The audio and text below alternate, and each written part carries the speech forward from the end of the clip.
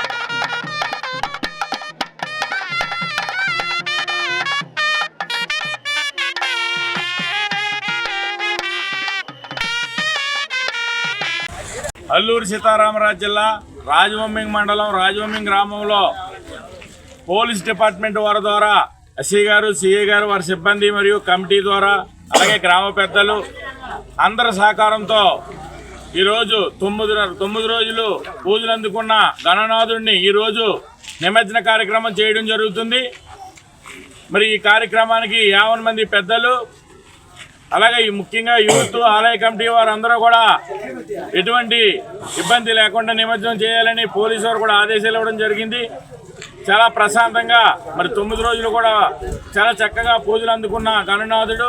మరి ఈ కార్యక్రమం మన పోలీస్ డిపార్ట్మెంట్లో ఎస్సీ గారు, వారి సిబ్బంది, ఆలయ కమిటీ వారు ఎంతో చక్కగా ఈ కార్యక్రమం జరిపించడం జరిగింది.